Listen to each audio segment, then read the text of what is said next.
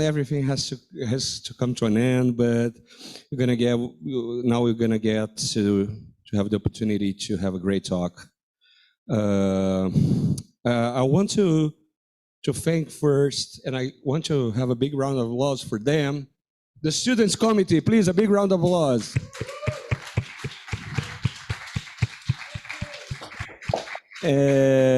Also, I would like to have a big round of applause to our simultaneous interpreters. Please, big round of applause.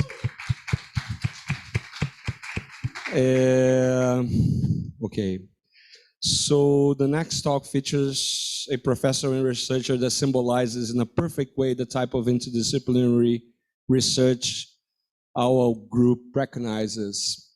It is a great honor and pleasure to have her as our keynote speaker, closing talk, with all the due homages. I mean, I have to take some notes because Adina's CV is so big that you have to take notes. So she has a BA in Humanities by the Yale University, MA in Philosophy, MS in Neuroscience, a PhD in Neuroscience and Cognitive Sciences by the University of California, San Diego. She also has a MSL by the Yale Law School.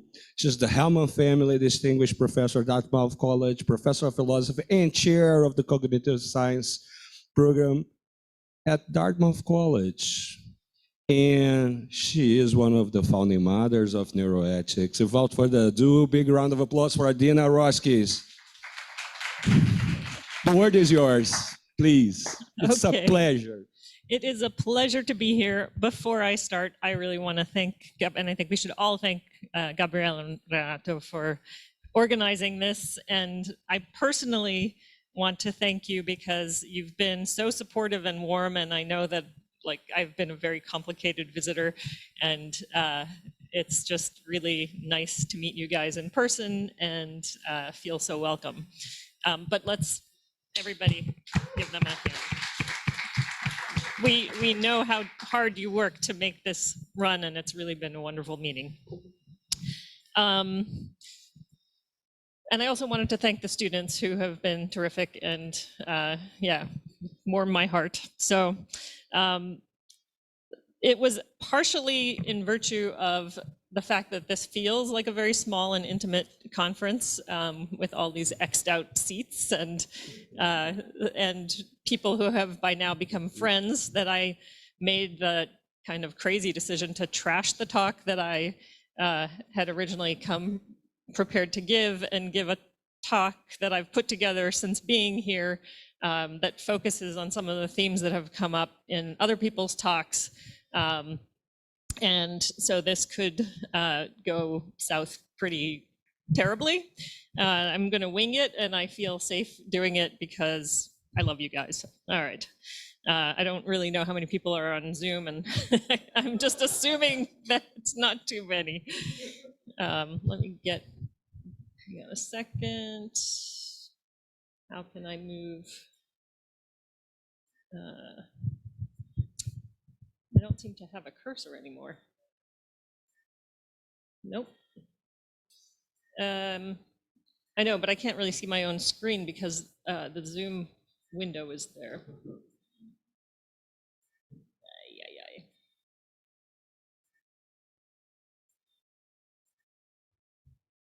So I just want to move this, but I can't. Oh, can the administrator move it?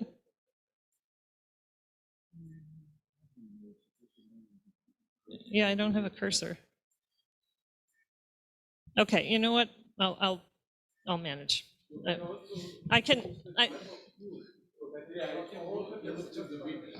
Yeah, maybe I'll look at the big screen. Okay, so instead of talking about what I thought I was going to talk about, what I want to do is address mostly, there have been a number of talks at this conference where people have expressed a lot of sympathy for indeterministic accounts of free will.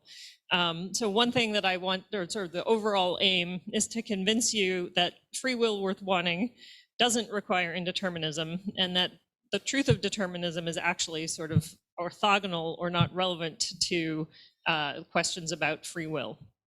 And so there are three parts of the talk. One is that probabilistic causation doesn't really buy you anything over good old-fashioned vanilla determinism, indeterminism, I mean. One is that, so part two is that neuroscience can't really tell you anything about the truth of determinism, and so we should stop trying to use it to do that. And then the biggest part of the talk is about this notion that Peter brought up of self-shaping or self-forming actions, and I want to argue that that also doesn't require indeterminism.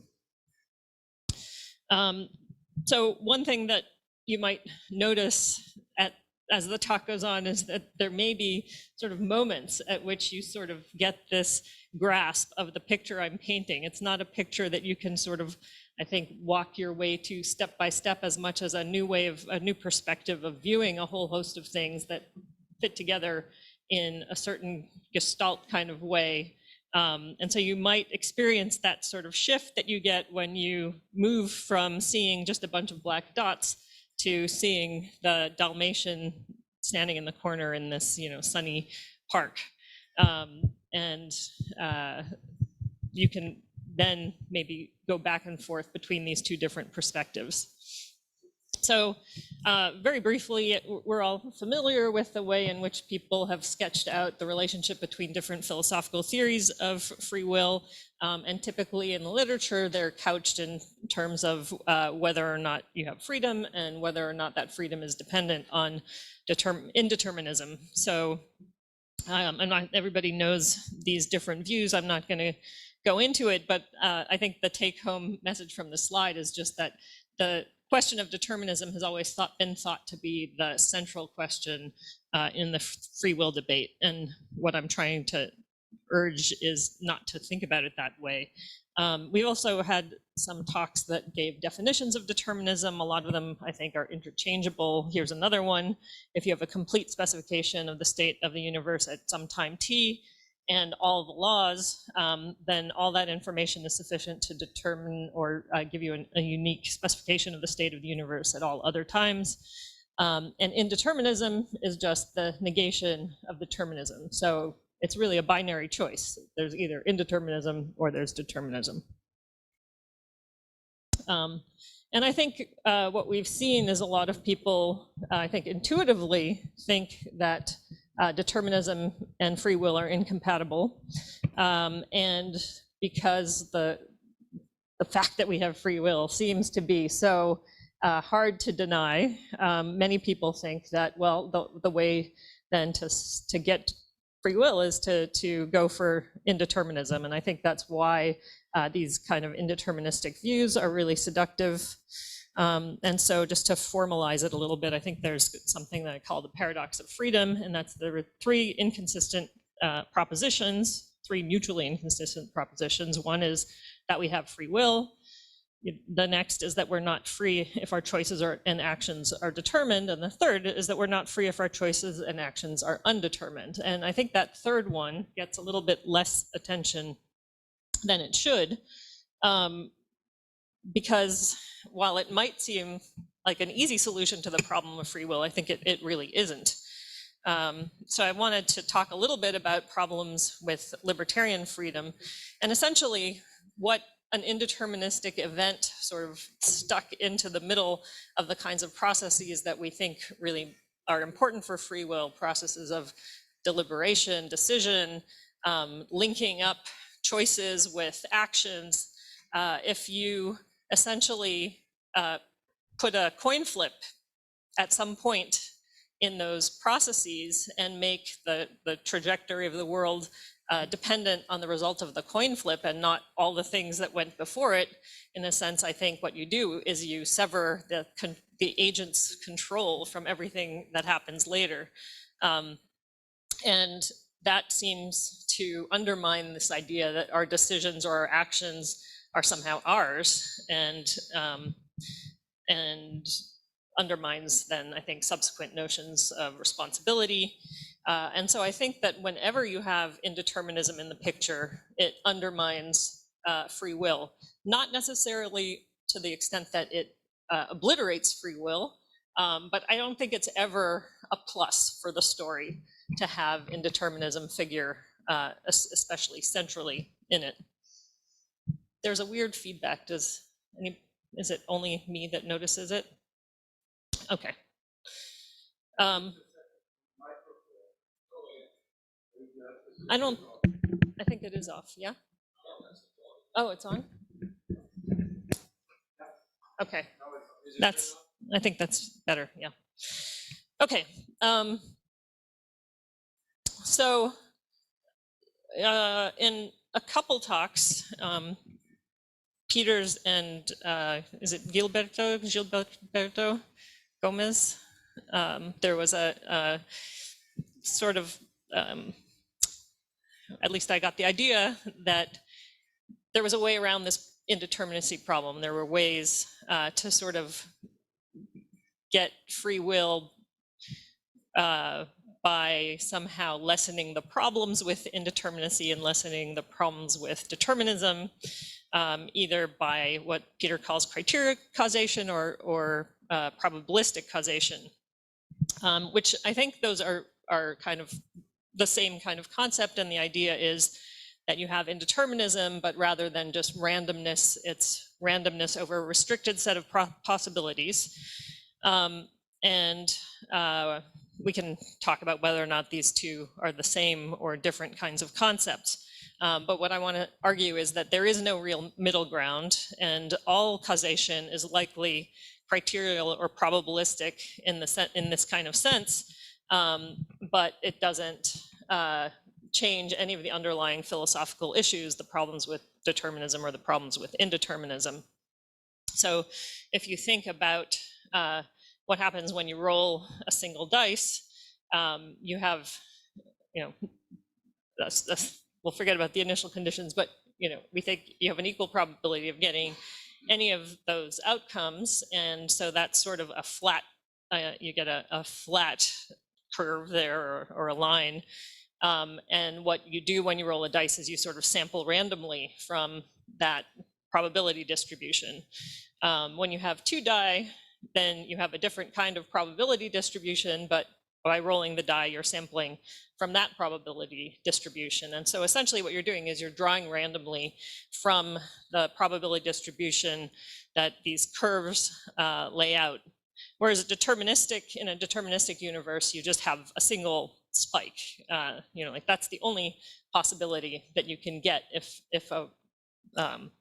some choice or event is determined. And so what I think probabilistic causation is just a random draw from a probability distribution. But if you think about what happens in the world with all causation, it's not like any possible future state of the world is equal or probable. It's always that there's a probability distribution with a lot of the probabilities being zero and some of them being greater than zero. And if you also think about quantum mechanics, like the classical story in quantum mechanics is that the Schrodinger equation is a deterministic equation that gives you a probability density function, and then the collapse of the wave function is a random draw from that probability density function. So if that interpretation of quantum mechanics is correct, then what you have is random sampling from some sort of probability distribution in regular events. So I think the reason that these accounts seem appealing is because, number one, the probability density function is a determined function. It's something that, at least in quantum mechanics, we know what the function looks like. And because it's determined, there's this sort of notion that there's some control or continuity between like one event and the next. And it rules out some sort of options, and therefore it's not just pure randomness. But what I want to argue is that other than the determined part, it is pure randomness. And insofar as it's pure randomness that's doing the work here, it undermines control. So just going back to quantum mechanics, this is the probability density function for a two-slit experiment, and there are parts of that function where the probability is zero, and there are other parts where the probability is quite high that you're going to find one of these, a photon when you have a detector. So I don't think, whether you're talking about quantum mechanics, whether you're talking about random rolls of the die in probabilistic scenarios, that you're not getting any more control by invoking probability density functions than you do just in vanilla versions of indeterministic stories.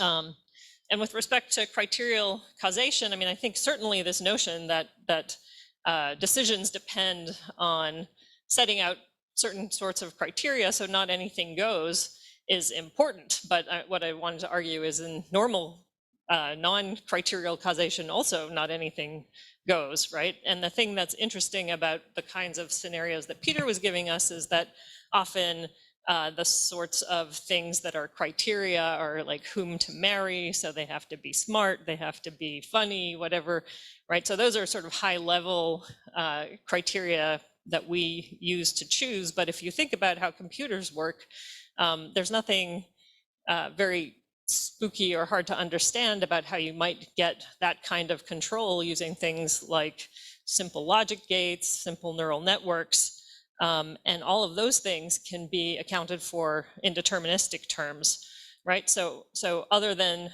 the randomness of what happens in the world around you, it's not hard to understand what's going on with Peter's criterial causation, right? So that I don't think of this as some new kind of construct. These are ideas that we've had before about how the world works, and they're not spooky in any way. I agree. We often make decisions for reasons that change the probability or change the realm of possibility from which we're deciding. And I think that's really important, but I'll explain a way in which I think it's important and doesn't need to rely on indeterminism. I also wanted to make what I think of as an important clarification, because people often confuse and sort of use the notions of determinism interchangeably with predetermination. And I think these are very different notions and not interchangeable. So I think that just because, so suppose the universe is deterministic, just because it is deterministic doesn't mean it's predetermined. I think that in some sense, this notion of predetermination suggests that somebody out there already knows what's going to happen, or that it would be possible to know what's going to happen. And I think that those are the wrong ways to think about it. The universe may be such that it's so complicated that no one could ever know what's going to happen. That in some sense, there's no predetermination in the same way there's no precausation. It's because things have to unfold as they do in order for the next thing to happen. So a way that you might say it is reality is not compressible in the sort of sense that you could get all the information you'd need for that causation of that next event without actually that event coming to pass. And furthermore, even if there were the possibility of having this kind of ability to compute what would happen, there's a really nice argument that Hilary Bach has given why that kind of information could not be action guiding. So essentially, as soon as you took that information of, let's say, what you were going to do in a certain situation and fed it into your system, it would change the system in such a way that it would undermine any future predictions from that simulation, right? So in a sense, what the argument is that you can't get out of the situation of having to be agential by knowing what you would do and just following it. And I think that getting clear on these kinds of things really makes determinism seem much less threatening, right? So to really separate this idea of predetermination and determinism. Okay, so the take-home parts of this part of the talk is, I think, like two basic perspectival things. One is that indeterminism undermines the kind of control that I think is necessary for our common sense views of free will and responsibility.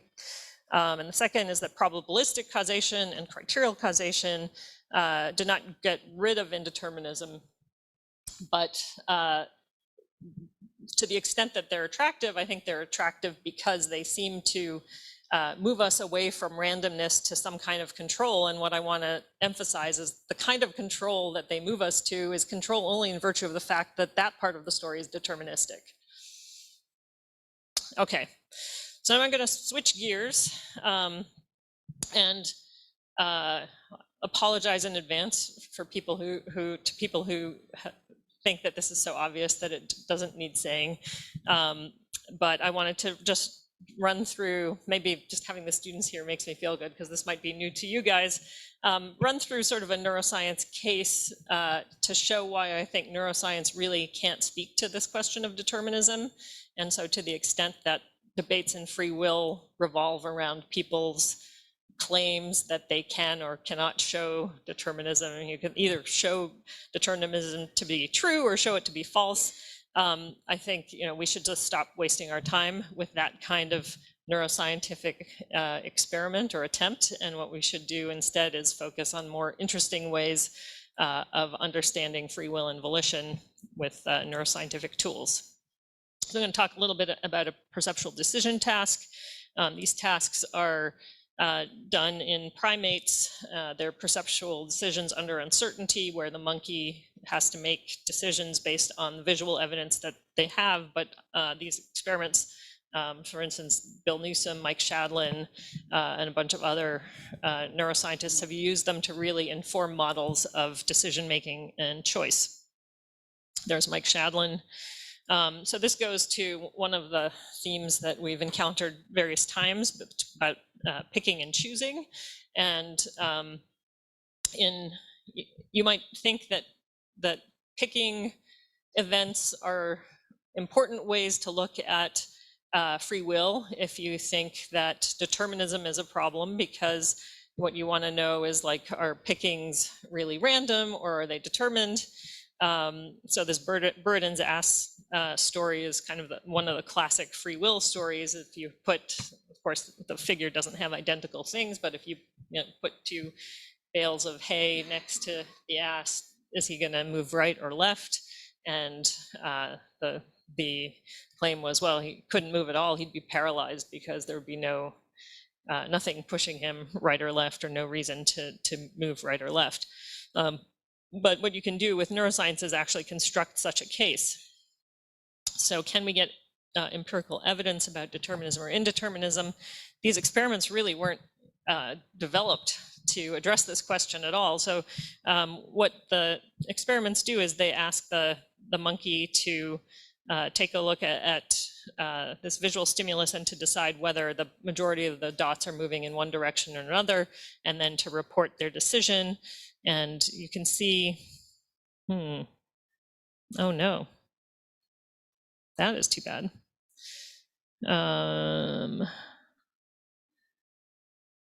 Okay, my movies aren't working. I'm not gonna, no, wait a second. This may not be a problem with that. It may be a problem with the fact that I copied the presentation from another one. And so rather than do it, I'm just gonna explain what happens. So in the 5% coherence case, you have dots, most of them moving randomly, but 5% of the dots move in a coherent motion. Many of you may have seen these experiments before. In the 30% coherence case, 30% of the dots move in a coherent direction, and the other ones are kind of random. And essentially, in a 30% case, it's pretty easy to decide whether the dots are moving right or left. It sort of jumps out at you. In the 5% case, it's quite difficult because there's much less information there. And so, hang on a second.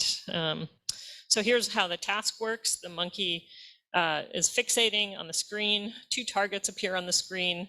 The motion stimulus comes in the middle, but between those two targets for a little bit of time. And then if the dots are moving rightward, or if the monkey thinks the dots are moving rightward, he moves his eyes to the rightward target. If they're moving left, he moves his eyes to the leftward target. And that's how the experiment is run. And at the same time, they're recording from areas in the monkey's brain when they do this. So what numerous labs have found is if you record in an area called LIP, what you get are these very, I don't have a pointer either, but you get steep ramps to a decision threshold when you have lots of coherent motion, and as the evidence for motion direction becomes more and more degraded, that ramp has a less steep slope until when you get to no information, there's just nothing there, right? And eventually this trace, this red trace, will wiggle around until it reaches some kind of threshold, and the monkey moves his eyes to make some choice, basically a guess. If you look in a different area of the brain that's sensitive to visual motion, area MT, what you see is activity, sort of extended activity at high levels in neurons whose preferred direction of motion is in the direction of the coherent dots, and then subsequently lower levels of activity. So these MT neurons are signaling motion strength in particular directions. And so anyway, I'm not going to go into great detail about the experiments, but what happens is that there seems to be a threshold at which the monkey makes decisions regardless of how coherent the motion is. It just may take longer for that signal to reach threshold, and that's part of what underlies the thought that decision mechanisms like this are diffusion to bound models. So the interesting case for the bird and ass problem is what happens when there is no motion signal. What happens when you have 0% motion in the stimulus? So there's no information, but the monkey doesn't know that there's no information, because to him it looks the same as a very weak motion signal. Neither of them are particularly convincing one way or the other. And the nice thing about these experiments is that you can present the very same motion signal over and over again, right? Not just similar signals, but they're computerized. So you know that the stimulus is the same. And then the question is, do you always get monkeys choosing in one direction given the same stimulus, right? If you might think, if you were a determinist, that would at least give you evidence that determinism is the case, right? But it turns out that you can give the monkey the same stimulus over and over, and about 50% of the time the monkey chooses one direction, 50% of the time chooses the other direction. So a really, I think, not very thoughtful neuroscientist might say, I've just proven that indeterminism is true. The monkey is making different choices with the very same stimulus, right? So how else could that go, right? So it's not ever that simple. So what happens if you look at the cases in which the monkey moves right versus the monkey moves left, and you're recording from neurons in the monkey brain at that time? It turns out that there are very slight correlations with the strength of the motion signal in those two cases. So there's very, slight correlations in the greater activity in the rightward motion cells, or the LIP cells that signal rightward motion, when the monkey chooses right, and very slight correlation with the leftward cells when the monkey chooses left. So then you might think, okay, well then it's really maybe determinism, right? Because there are differences in these signals that are determining which way the monkey's going. But then you can think about it a little bit more and realize that no, but the neuronal activity itself looks kind of stochastic. So maybe the neurons themselves are indeterministic, and that's the thing that's making the difference in these cases. Oh no. Okay, hang on a second. So before I delve into even lower levels, I just want to raise a few epistemic issues. One is that the only operational handle we have on determinism, if we're looking at brain activity, for instance, is whether or not it's predictable. But predictability is not a clear-cut guide to the question of determinism. So there are systems or examples of things that we know are deterministic, yet they're unpredictable. So chaotic systems that are governed by deterministic equations, they seem unpredictable if you don't know what those equations are, but in fact, they're completely deterministic. And quantum mechanics is arguably a system that is predictable, at least in almost all macroscopic cases, but if the classical interpretation is true, it's fundamentally indeterministic. So you have predictability with indeterminism. So that's just another caution that just because you do or don't have predictability doesn't mean you're getting evidence for or against determinism. Another important thing to think about is the difference between what I'll call metaphysical and apparent indeterminism. What you need for libertarian cases of free will is you need metaphysical indeterminism, not just something that seems to be indeterministic because maybe you're missing information, but it's not, right? I think those are important things to think about. So now let's go back to the question about whether neurons are stochastic or indeterministic themselves. And one way of doing that is to try to isolate a system and just see whether it does the same thing over and over again when you affect it the same way. And this is work by Manin and Sanofsky, who first looked at neural firing by just giving sort of a square pulse into, so you inject current into neurons and you see how they fire. And it turns out if you just inject a constant current into neurons, they fire repeatedly, somewhat regularly, but if you look carefully, it's actually not that regularly. So you might think, okay, neurons really are stochastic. So if you look in panel A, different trials in these raster plots, there's a lot of jitter in the neurons, even though there's also quite a bit of regularity. But then they realized that this is really not ecologically valid anyway. I mean, you don't get square pulses into neurons typically.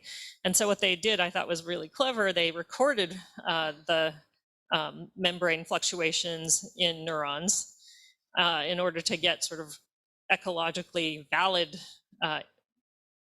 signatures, and then replayed those injected currents that they recorded into the neurons to see whether the neurons then behaved in the same way. And it turns out that when you give them something that looks like neuronal synaptic inputs, well, it's not at the synapse, but it's what the synaptic inputs would be if you recorded them at the cell body. You give that to the cell body, and it turns out you get very regular firing of these neurons. And so what looked like might be stochastic, now they look pretty deterministic. And so then you can look down at the raster plots and say, well, look at how much better those are, but then there's still a couple places where you get a blip, right? It's not exactly the same every single trial. So maybe that's where the indeterminism lies. And so the thought is, well, maybe what's really indeterministic is the synapse. And people have made arguments that synapses are indeterministic. They have different numbers of vesicles. They have different amounts of neurotransmitters in individual vesicles. And so you get different quanta released in different trials at the synapse. So maybe that's where the source of indeterminism is. But if you look at what's going on in the synapse, you realize, well, these vesicles are distributed throughout the synapse in different places, and they really only fuse when they're close to the membrane. And so maybe if you actually controlled for all of the microstructure of the synapse in a particular event, you would have a deterministic system. So anyway, I think this story can be reiterated, and the level, you can dig down levels and levels till you get to the quantum level, which is not even a level that neuroscience investigates. And so I'm going to say that this is really something that is sort of endemic to neuroscience, that there's a fundamental indeterminacy in our ability to query the system. There's no correct level to look at in order to ask this question about determinism or indeterminism. And so we can't make any judgment about, I mean, even if things look like they are deterministic or indeterministic, we can't make a judgment about whether that's metaphysically so or just apparent. So if anyone's going to answer this question, it's not going to be a neuroscientist, it's going to be a fundamental physicist, and it's probably not going to be an empirically answerable question, but rather a question about the best interpretation of our low-level physical theories. There's another problem that Peter made reference to. I think I have to rename these problems, but I call it the problem of exhaustive neural determination, and that's essentially that you need complete information. If you look at a system and you see something unexpected, do you know that that's the sign of randomness or an indeterministic event, or is that just some other signal coming from somewhere outside of the system? If you look at the brain, it's this massively interconnected system. Here's a sort of subway map of circa, I think, 1980 primate visual system aerial connectivity, not even neuronal connectivity. And it's just almost impossible to isolate particular subsystems in the brain. Here's the best one that we know. It's the wiring diagram for C. elegans that has 302 neurons, and look how complicated it is. Try to extrapolate that to a brain with like 10 to the 15th synapses, and you've got this incredibly complicated thing. How would you ever be able to empirically determine whether some unexpected thing that occurred was a result of indeterminism or just a signal coming from another part of the system? So I think it requires global knowledge, and I don't think that's something neuroscience can ever get. So I'm just going to claim that neuroscience is silent on the question of determinism. And I don't think, I think there are lots of really fundamental neuroscientific questions we'd also need to answer in order to really speak to this question, like what matters in neural activity? Is it, average firing rate, temporal dynamics? Maybe it's something subcellular, who knows? So I don't think that neuroscience is going to answer this. And what it can do, though, is paint a picture of like what kinds of organisms we are. And so what I think that neuroscience, neuroethics, neuroscience of free will should be doing is jettisoning the determinism indeterminism question and focusing on other kinds of questions. One thing I really dislike the Libet experiments, but one thing that I think is great about Libet is that he didn't ask this question. He asked another question that was actually an interesting question. I don't think he asked it the right way, but those are the kinds of things that we should be doing. What kind of picture does neuroscience paint? I think this is the picture it paints, that we are some kind of mechanism. And I think this is maybe the foundation of all of the problems that we have. But I want to emphasize that I don't think mechanism is equivalent to deterministic or indeterministic, right? I think people think of mechanisms as deterministic, but you could have a Geiger counter as part of a mechanism, and the events, if it was in the presence of radium, would be indeterministic, right? So I don't think that you need to, I think you shouldn't equate mechanism with the determinism indeterminism question, but I do think that what we really want to do is to make sense of free will in the context of the kinds of mechanisms that we are. So how is mechanism a threat to freedom? Could it somehow prove dualism false? No, I don't think it can do that. I don't think anything can prove dualism false. Is it going to show that that everything can be reduced to laws in the physical state of things? I think that just goes back to the question of determinism, because if that's the case, then determinism is true. So I don't think it's going to do that either. It might lead to something like reductive eliminativism or psychological bypassing. And those certainly are worries that I think the folk have, or misunderstandings that the folk have or get when confronted with the idea that we're mechanisms. But I don't think that there's anything real to those worries, in the sense that there is nothing thus far in neuroscience or philosophy, I think, that shows that if you can explain things physically, that psychological factors disappear or are not causally efficacious. So the reductive eliminativism or psychological bypassing worries are essentially that either the psychology is entailed by and therefore excluded by the physical, or the psychological isn't an apt description of what's going on anyway. But I don't think either of those things seem to be the case from anything that we know thus far about the relationship between neuroscience and mental states. All right, so I'm going to just, this is, I summarized that. I'm going to go on. So here's what I think is really important, and that is that just the fact that something is a mechanism does not preclude mindedness. I think the thought that it does preclude it, that anything that's mechanistic can't possibly have a mind or mental states, is sort of analogous to let's say an 18th, 19th century person thinking, oh, well, if it's biological, then it can't be alive. I mean, if it's like physical, it can't be alive. So if I have a physical description of a bacterium, it can't be alive, right? So the idea that you needed a life force. So I think that we are just mechanisms that have minds, right? And that we have to somehow get used to the fact or understand the fact that mental states can inhere in physical mechanisms. Okay, so part 2 take home.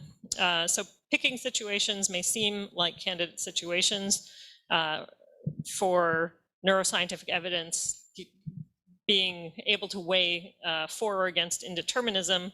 But I think that there's no scientific evidence or no neuroscientific evidence that actually bears upon the question of metaphysical indeterminism, because there are always lower levels that you could look at in order to unseat whatever you think the favored view is. And I think that although neuroscience paints a picture of mechanism, it doesn't have any implications for whether determinism is true or whether we don't have causally efficacious mental or psychological states. Okay, so part 3. How am I doing on time? Ooh, okay. Self-causation. So now I want to turn to something that I think is really important in trying to understand maybe agency, maybe free will, and I still can't do this. Okay. So there are 2 different varieties of worry that you could have about the relationship between free will and determinism. One is that you can't make sense of the notion of being able to do otherwise, so that would be a possibility incompatibilist. This is not really a position as much as a flavor. Or you could be a source incompatibilist and worry that there's no way to talk about authorship, self-authorship or autonomy in a deterministic world. So I'm going to be talking about that latter problem. And, can a mechanism have free will? Can a mechanism have agency? And, we tend to think when we think about, let's say, robots or computers, that the answer is no, but I don't think we've ever looked at a mechanism as complicated as us, or with the right kind or the same kind of organization as we have. All right, so just to go over what I think the folk think about free will and agency. They, I think, believe that they at least sometimes choose freely and that they have some control over their choices. They believe in moral responsibility. They believe that people have relatively stable characters and that those characters are morally accessible, and that the things that they do often reflect those characters, and they believe in the ability to shape themselves, that there's a sense in which who they are is up to them. And this does not preclude the fact that there's lots of things that's not up to you. You are not in control of the genes you're born with. You're not in control of the family you're raised in, or the language or the country you grow up in, right? So there are tons of influences that everybody recognizes affect the range of possibilities open to us, but that doesn't mean that we don't have possibilities open to us. Okay, so this is the idea that characters are malleable and that action in some sense is a reflection of character is very common to a lot of philosophical positions. It's very common in virtue ethics and in a bunch of free will literature. Keynes' self-forming actions is really talking about these moments in which we might break out of the deterministic world and do something that sort of has effects for our future trajectories. Chisholm has these agent causes that are sort of arise out of nothing and are uncaused by anything. And Peter has his view too, which I think very rightly focuses on the importance of character and the ability of characters, people, agents to shape their character to some extent. Nietzsche, this is one of my favorite quotes. Nietzsche's sort of, what's the word? He ridicules those who think about, who think that they can bring themselves into existence. So Nietzsche says, the desire for freedom of the will in the superlative metaphysical sense, which still holds sway, unfortunately, in the minds of the half-educated, the desire to bear the entire and ultimate responsibility for one's actions oneself and to absolve God, the world, ancestors, chance, and society involves nothing less than to be precisely this causa sui, and with more than Baron Munchausen's audacity to pull oneself into existence by the hair out of the swamps of nothingness, right? So like, how could anybody think something so ridiculous that you could be a cause of yourself? And others have echoed this. Galen Strawson says, the notion causa sui has nothing hidden about it. If it feels obscure, it's only because it's so evidently paradoxical. The feeling of obscurity does not show that the concept does not come clear before the mind. Okay,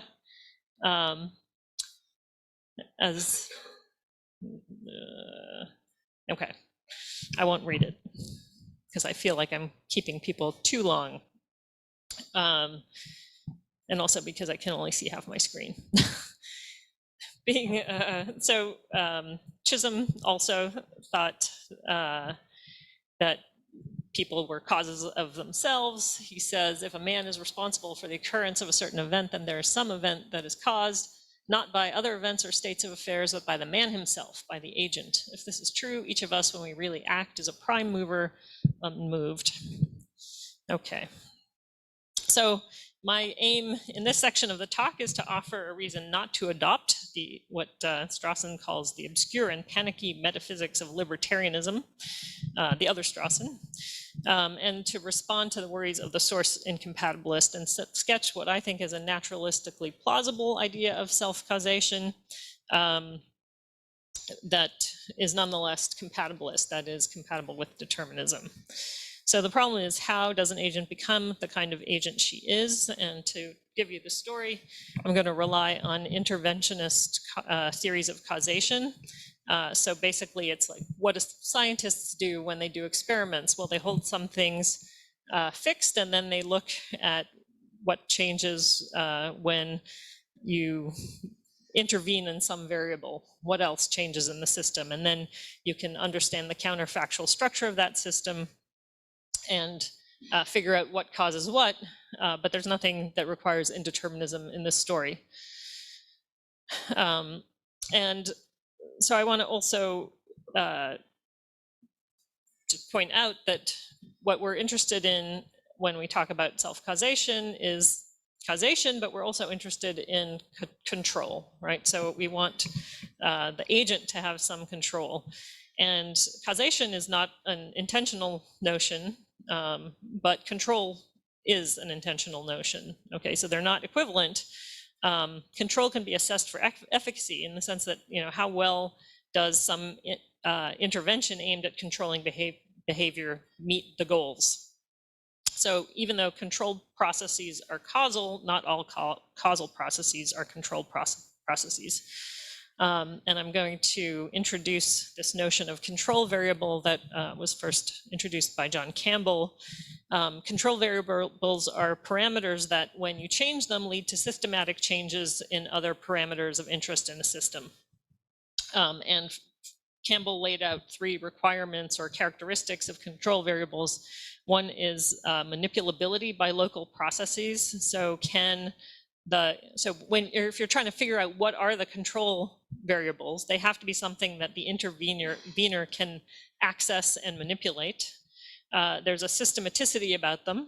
So if you change these variables, there's sort of a systematic way in which they affect other processes, and no gratuitous redundancy, meaning that you have to be able to account for the appropriate counterfactuals when you in order to decide whether something really is a control variable or not. So what I'm going to talk about is that control variables for self-intervention are variables at the psychological level. So when we think about what's the problem with self-causation, or what is, how, if you want to shape yourself in some way, I think self-shaping is a better way of talking about it, because it maybe self-causation suggests like ex nihilo creation as opposed to just change. There are 2 problems. One is a forward-looking one, in the sense that how is it that you can, why is it that if you talk about something that someone does or intervenes on themselves, why do you think that they are responsible for it, as opposed to it just being some event in the causal nexus? Okay, so that's the forward-looking problem. And the backward-looking problem is that accounts of responsibility are accounts of some kind of causes, but since all causes have prior causes, you can always push things back, one step back. So why stop at the agent, if the agent is just sort of one part of a more extended natural system? And I think both problems point us toward the same underlying puzzle. That's why should we see the cause as the agent or the self, rather than the kinds of forces or the components that make up and influence that agent. And I think that both problems also will point at the same kind of answer. So I'm going to give you each of those problems one at a time. So self-shaping or shaping actions, and the notion of high-level control. So one thing I think we can all agree is that determinism, whatever it doesn't rob you of causal efficacy. That is, like if I step onto the street and get run over by a car, it's my stepping onto the street that was causally efficacious in putting me in the way of the car, and it's the car that was causally efficacious in running me over. So we're still, we can still be causally effective even if determinism is true. I should say, like, if it was determined that I was going to step into the street, and I stepped into the street. But there's nothing special about agents in this case, right? So, it's the cause of the acorn growing into a tree is that it, fell to the ground and was buried and germinated, right? So that's something that objects can do. You don't need to have a mind. So there's something different about agentive causes, and I think that's that they're goal-directed and forward-looking. And so how do we get that? It's that agents and not objects exert control over the way that they cause their future, in part because they act intentionally, and their actions result from choice. And those actions, because agents have the ability to think about the future, those actions can actually look like deliberate interventions on one's current self. So the kinds of things that agents have that enable them to actually be responsible for causing their future self, or taking actions that have effects on their future self, is that they have the ability to formulate and evaluate options. They have the ability to do mental time travel. They have the ability to reason about goals. They have goals. They can decide, they can plan, they can execute actions, right? I think none of those things also, I mean, provided you don't argue that mechanism or determinism also entails that we lack minds, I don't think any of those things are in conflict with determinism.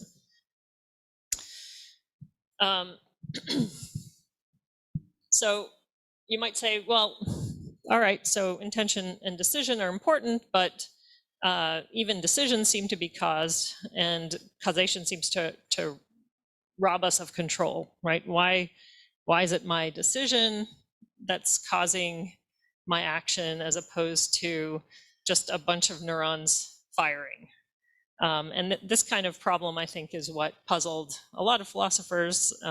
Nagel, for instance, says, the area of genuine agency and therefore of legitimate moral judgment seems to shrink under the scrutiny to an extensionless point. Everything seems to result from the combined influence of factors that are not within the agent's control. The effect of concentrating on the influence of what is not under his control is to make this responsible self seem to disappear, swallowed up by the order of mere events. So at this point, I want to shift briefly or do a digression and take the agentive perspective. And I already mentioned this before, but the agent, being an agent, cannot predict himself or herself. And so you cannot get out of the position of having to make decisions, or even to know what you will choose, at least in many decisions, prior to actually making that choice.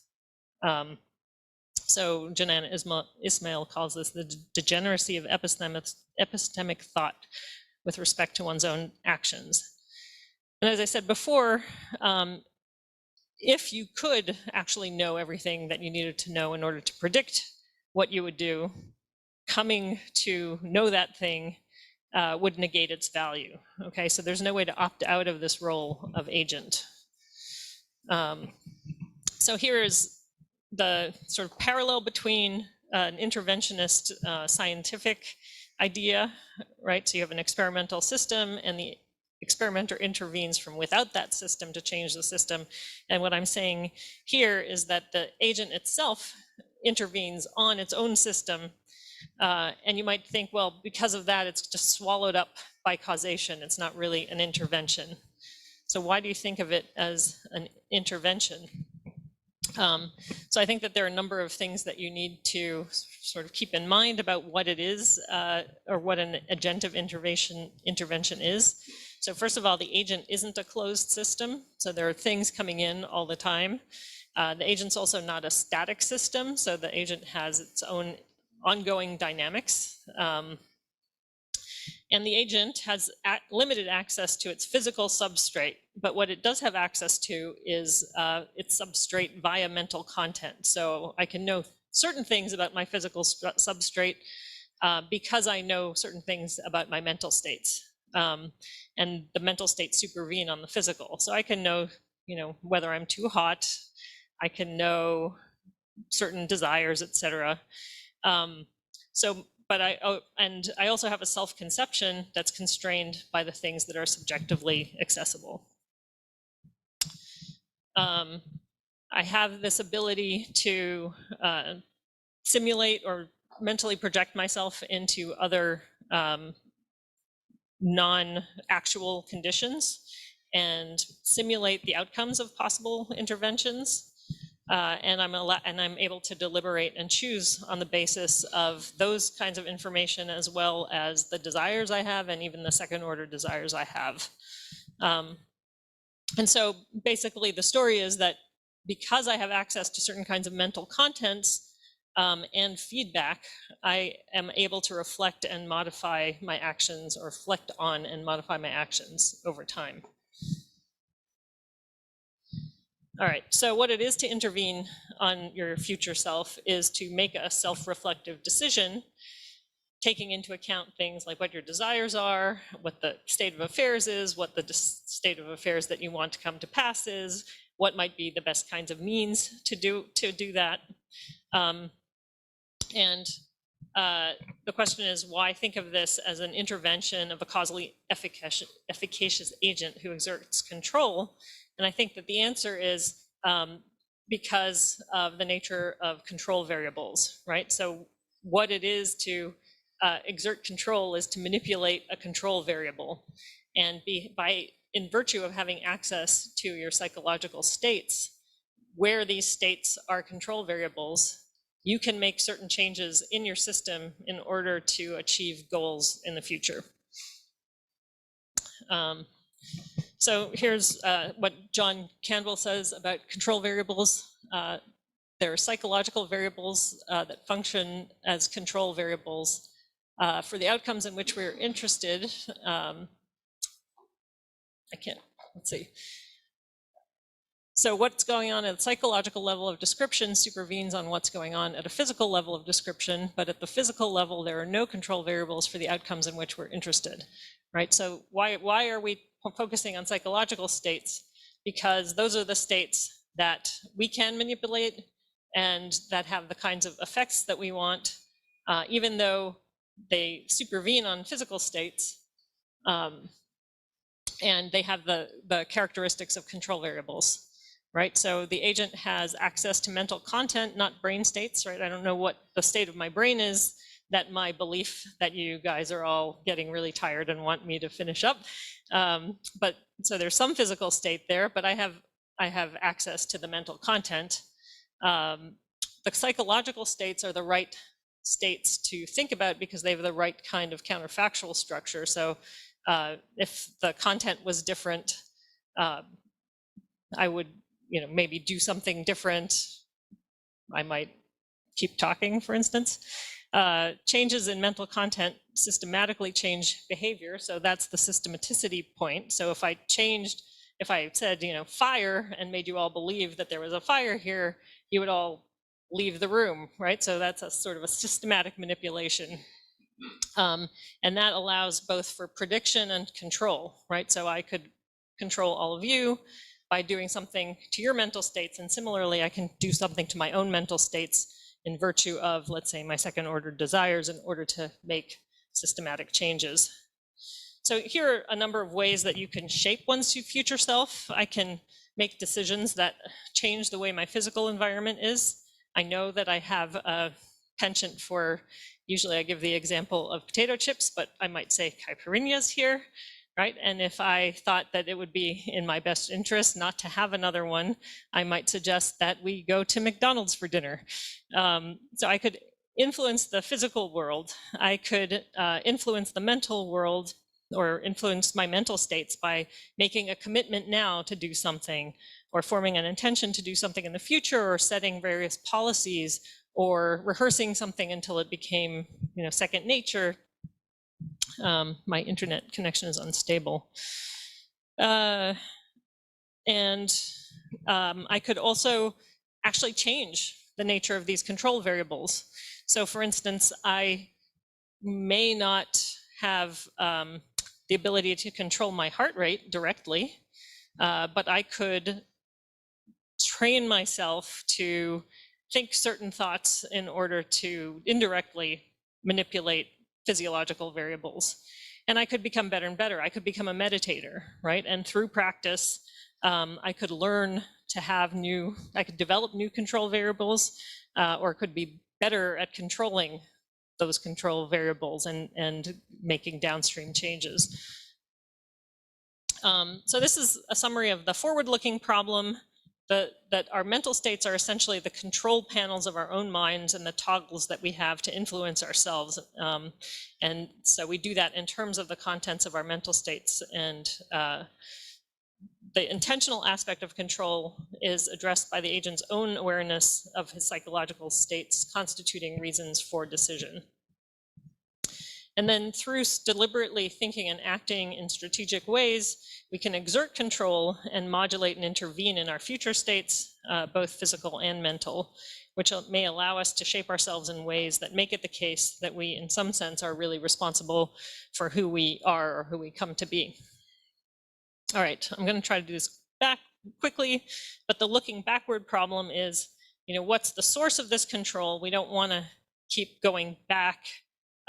You might do the billiard ball argument and say, well, why did this ball move? Well, it's because that ball hit it. But you could say, well, that ball moved because you moved the pool cue, and you could keep going back and back to prior causes. So we don't want to do that. But this is actually the nature of the like Van Inwagen's consequence argument, why it seems so appealing. So we want to appeal to a different kind of explanation, and that's not all causes are created equal. Some kind of causes are the right kinds of causes to appeal to explain different kinds of phenomena. So what are the right kinds of causes for explaining choice? I want to say that the right kind of cause are these kinds of control variables. So the kind of cause we're interested in is an intervention by the deliberate agent on a candidate locus of control. And the relevant control variables for behavior and for the character they stem from are contentful mental states to which the agent has conscious access and upon which the agent can intervene. So that's the manipulability constraint. So the agent is the source of this intervention. And why stop there? Because mental states themselves are not, they're multiply realizable. And so you would have redundancy if you wanted to give an answer or identify a cause whose content was a mental state, then appealing to the underlying physical state would be a mistake, because there could be a bunch of other underlying physical states that would have that same mental content and allow you to manipulate them too. And so rather than trying to give this giant disjunctive explanation for that cause, the right level of explanation is the one at the psychological level. So this is very similar to Steve Yablow's argument for using the determinable determinant relationship to identify the psychological level as the right level of explanation. So the take home from this is that agents control themselves via conscious access to mental content.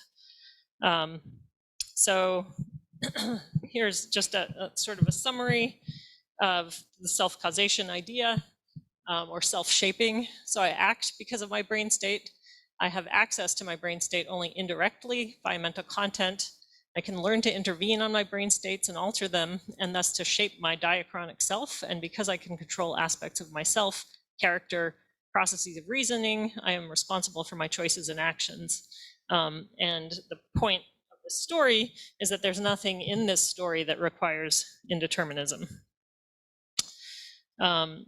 So I think determinism or indeterminism is irrelevant. It's not action guiding. It's not constraining in a way that impedes what most people mean by freedom.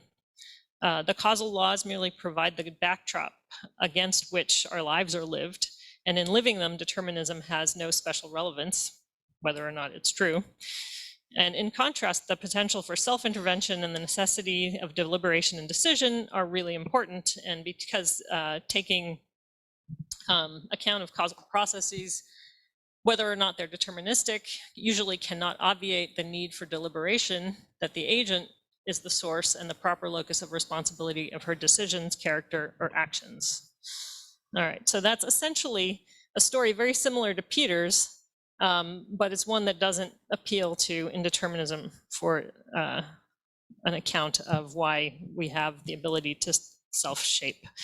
I'm going to skip the, I was going to talk about Keynes' examples and why his idea of self-forming action that does appeal to indeterminism just illustrate why each of his scenarios is a little bit less good, because it undermines the control the agent has by putting in that determinism, but I don't want to do that, I think.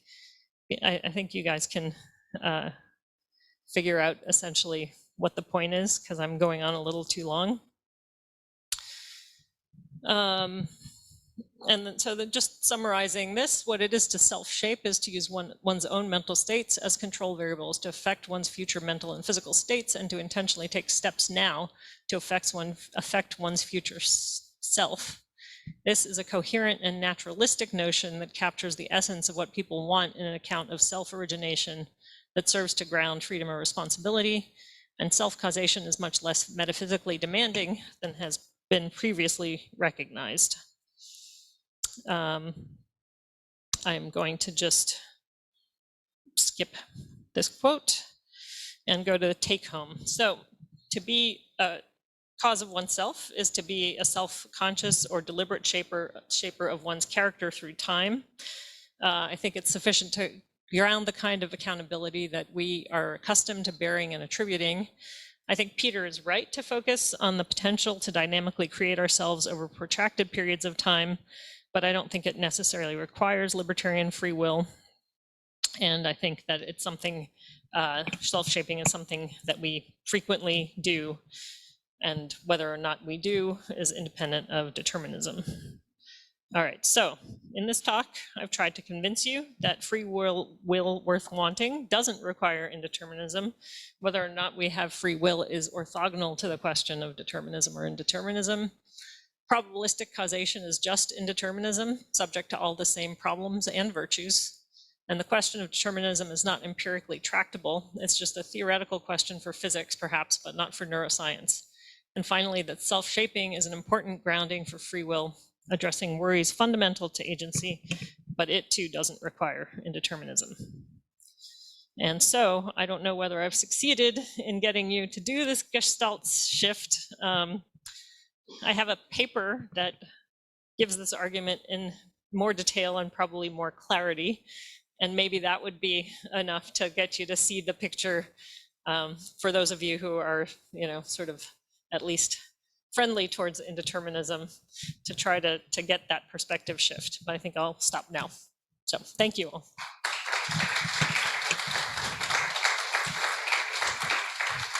Adina, thanks a lot, especially the relationship that you made between control variables in science and how do we control variables in agency, in day-by-day life. That was breathtaking. That was very beautiful. Questions?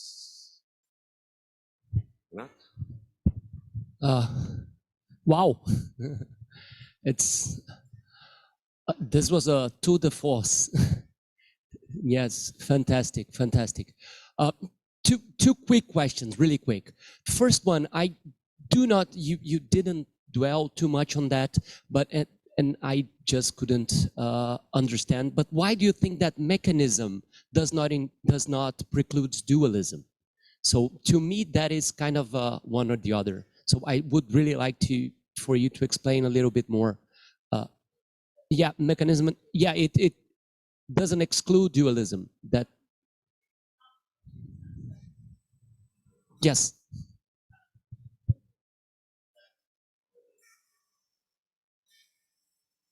Can you hear me now? Yeah. Yes. Dualism, I mean, if our minds are only mechanistic, it would still not, because maybe there's a God, right? So I don't think there's any way to prove that there's only one thing out there and it's physical, right? Because all our ways of proving it are essentially physical. But I think that if you could explain mechanistically everything about the mind that you wanted to explain, there would be no reason to invoke dualism. But yeah, it was merely the point that there could still be a God, and even if we could explain everything about the mind, we still wouldn't have any traction on that issue. So okay, so yeah, thank you. If anyone ever almost came close to making me a compatibilist was this, but my question is still one of the last slides on being a causa sui. I just have one question: where does it start? I mean, in evolutionary terms and in a personal in personal terms, when does it start? Right, being a causa sui, being self shaping. Yeah. I think it starts small. I mean, I guess the question is more like, well, when do we have the conceptual abilities to even think of ourselves as objects that that we can control.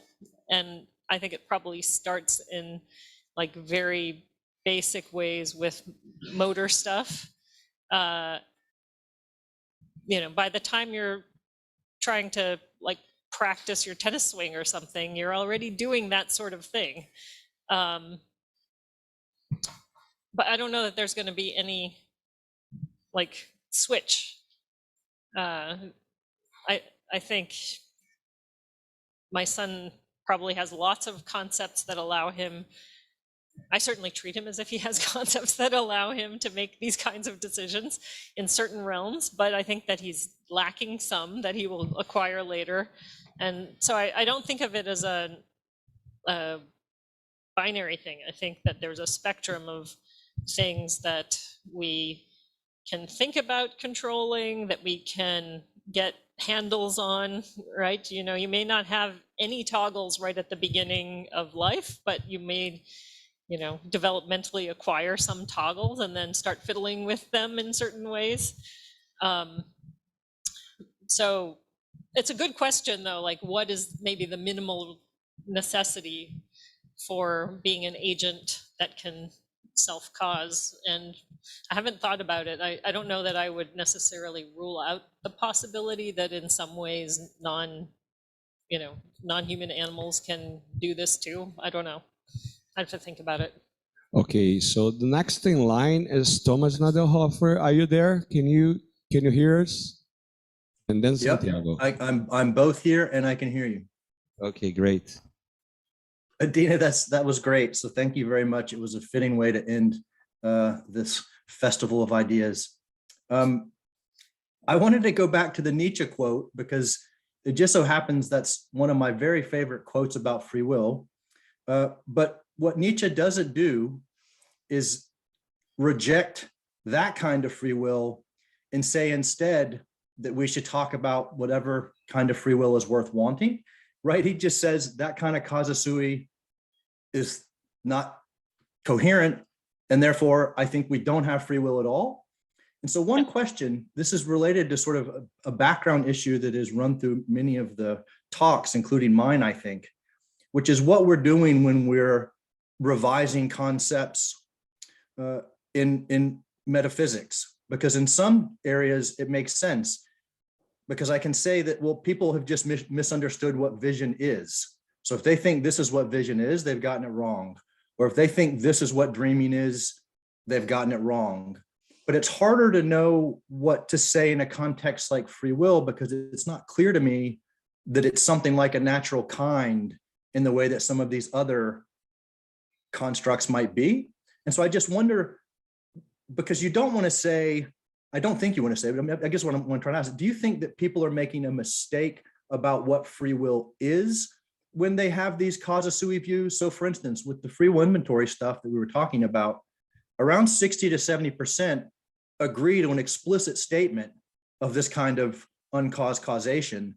And that's true, as far as I know, in any population where we've looked. So is that they've gotten it wrong, or they just have a concept that you would think is just not a useful concept? So it's not that it's the wrong concept. They haven't gotten free will wrong. They've just, there are different concepts of free will and you don't find that one useful. Does that make sense?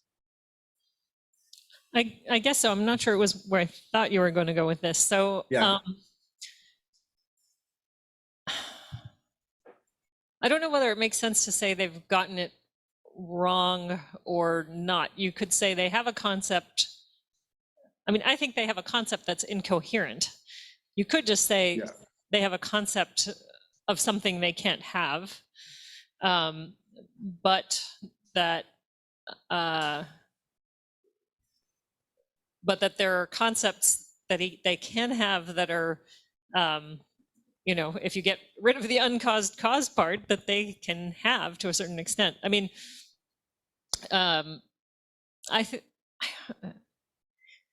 I guess I think people haven't thought about it enough to really have an articulated concept for the most part. And I'm not sure what you get when you ask those questions.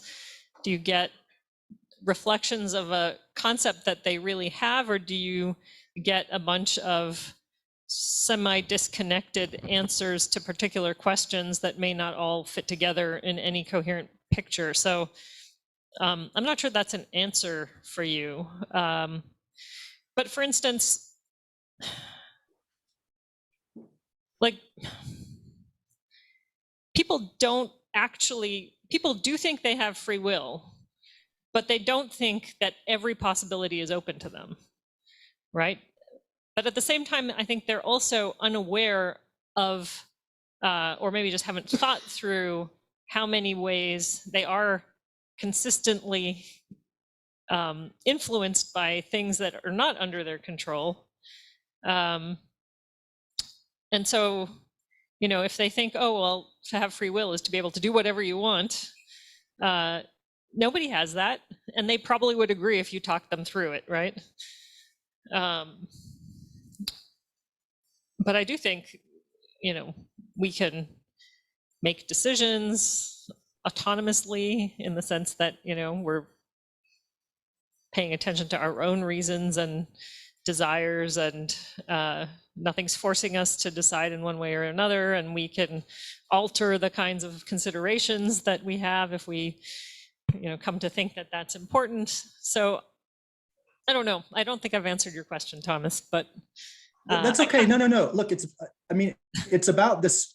This is something I wish we were spending more time thinking about. So I'm happy to hear. That's why I asked. That I don't have. So it's not really a criticism of anything. It's more of an attempt to try to get people who make. So take Dennett's claim. You can get all the free will worth wanting, but the worth wanting to whom?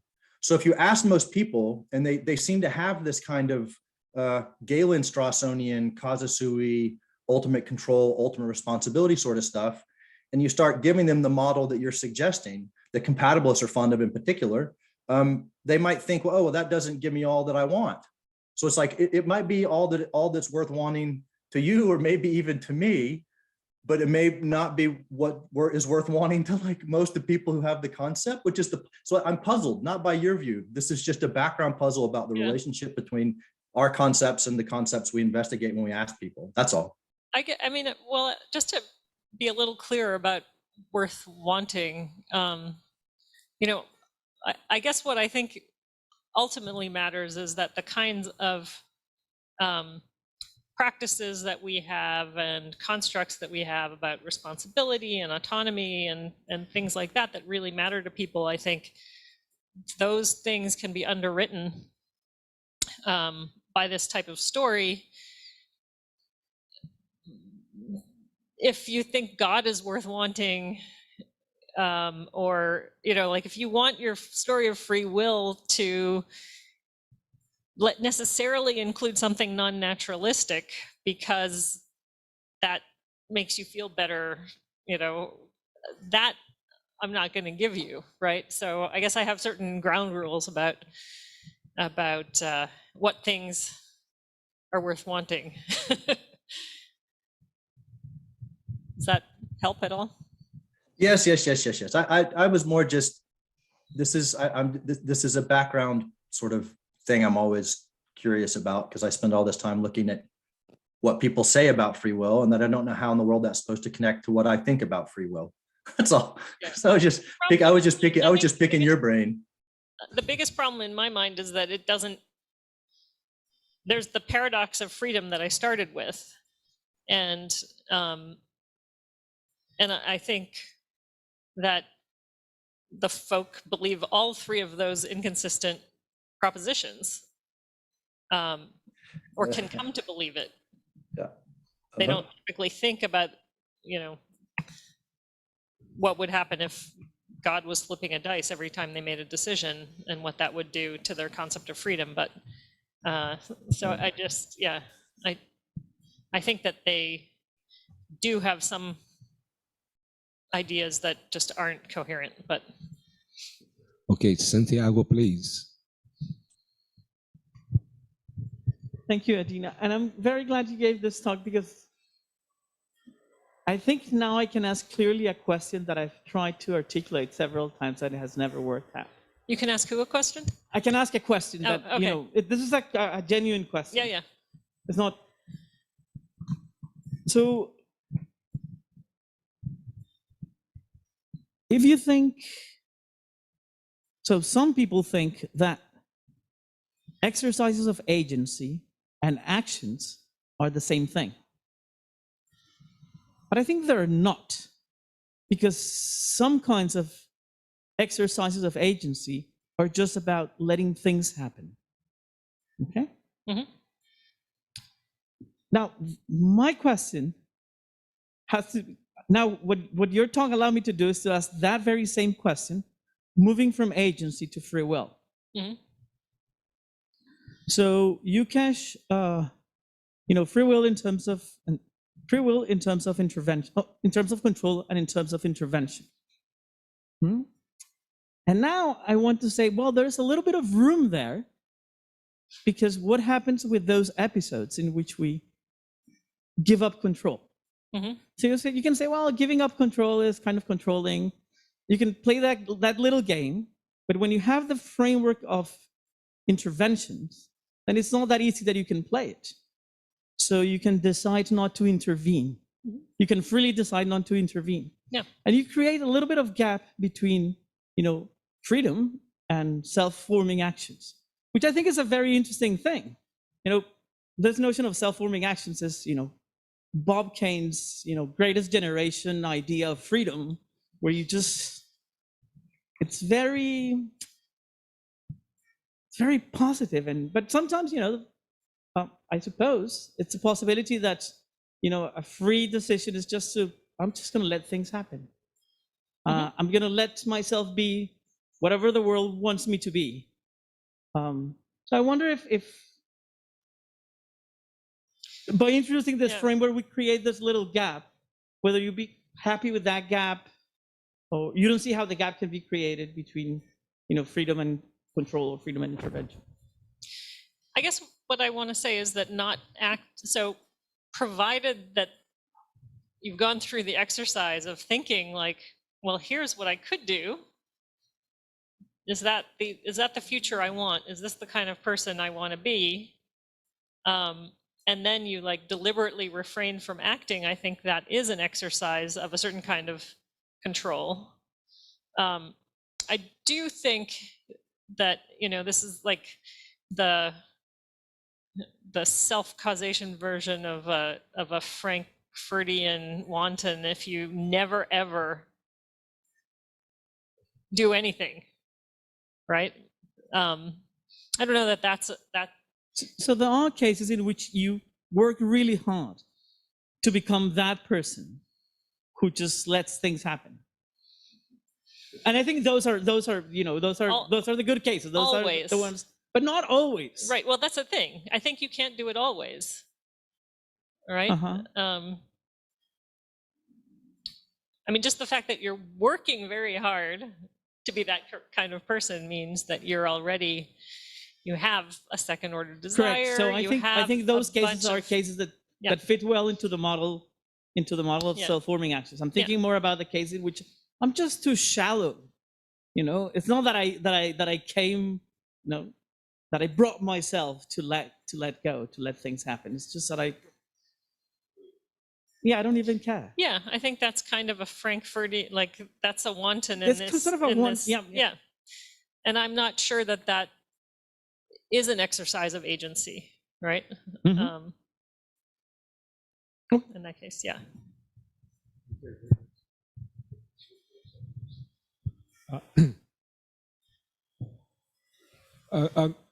Fantastic. I think.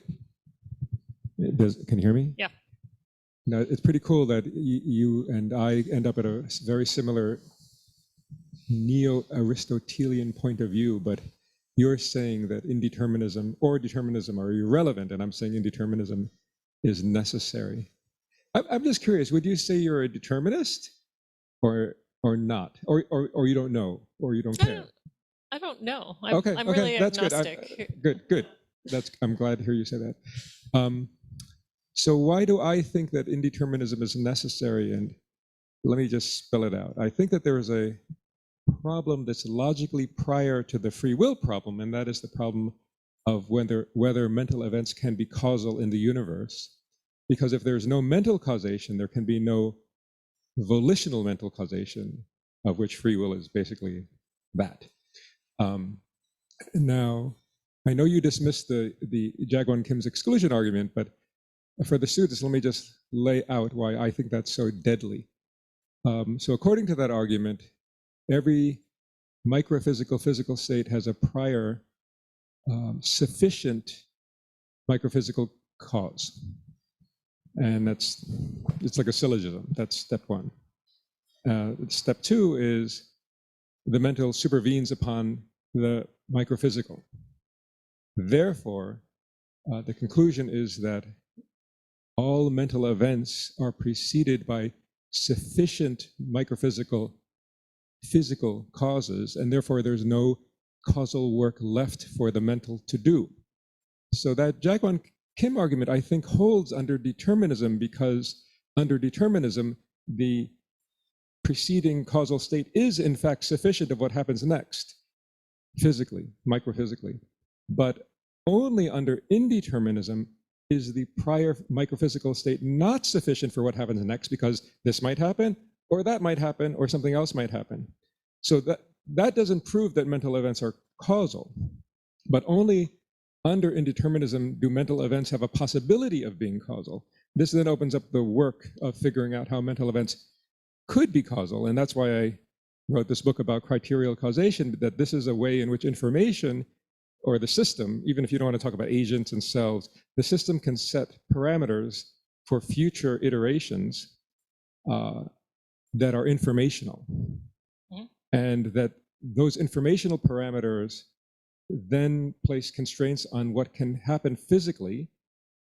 And you could think of it as a kind of top-down causation, such that only that which is consistent with the informational can happen, or only those microphysical particle trajectories, which are also informational trajectories, can happen. All the others are ruled out, even though they might be physically allowed. I mean, that's what logic gates do. Okay, but right? They're informational.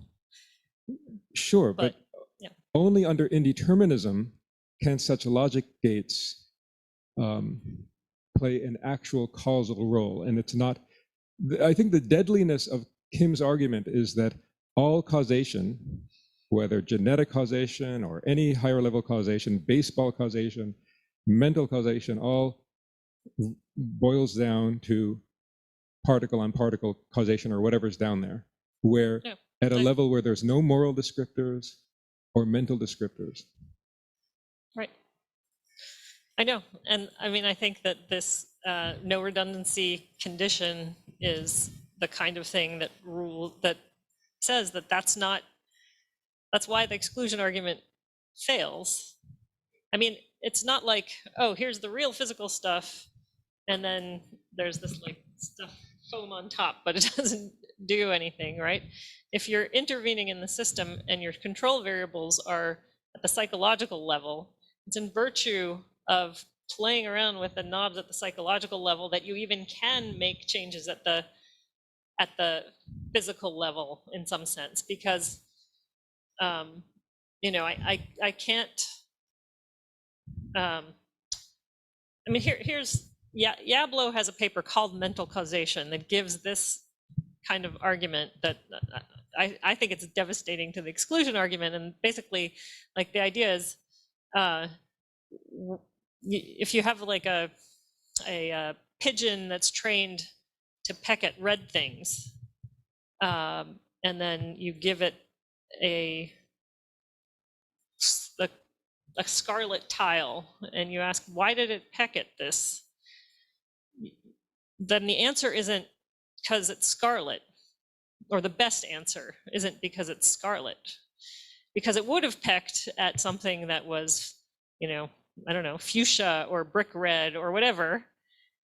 You can capture all of those counterfactuals with the claim that it was trained to pick at red things, right?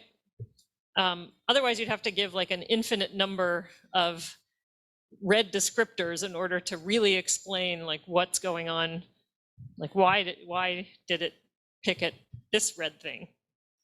Because it's one of these infinite number of things. But you could just say, no, it's trained to pick at red things. And And so because the microphysical states are multiply realizable, giving some explanation in terms of this particular microphysical state doesn't get at the underlying counterfactuals in the best way, the right kind of way. But wouldn't Kim come back to you or Diablo and say, but nonetheless, it is only and solely because of this particular microphysical state that subsequent microphysical state happened? That Well, it is because of this particular microphysical state in this world that it happened, but had the microphysical state been that other one, it would also have happened. But that doesn't rule out that all causation boils down to the microphysical upon the microphysical. And all this talk about control variables is a way of describing what's happening at this epiphenomenal level, but the true causation all seeps down to the bottommost level, at least under determinism. And I think under indeterminism, it fails.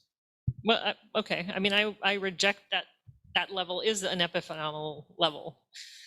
So I don't think it is. I mean, it is true that that level has a physical realization, but it's not in virtue of the physical realization that I can control it. It's not in virtue of, whatever the neural state that I have now, that I can, think calming thoughts. It's in virtue of the calmingness of the thoughts that I think that it's going to make a difference to how things go in the future. So anyway, I think it's over beers, over caipirinhas. Please, Marcel, and then me, because crazy to jump in this debate as well. I think it's a kind of follow-up. I really like this idea that mental states are control variables. Because I wish I had thought of it myself. But because I'm for a long time puzzled by the title of a paper of my PhD supervisor, Wolfgang Prinz, who said, "Why don't we perceive our brain states?" So if brain states are simple other instantiations of mental states, why going the long way to control mental states or even have mental states rather than simply operating on the brain state level?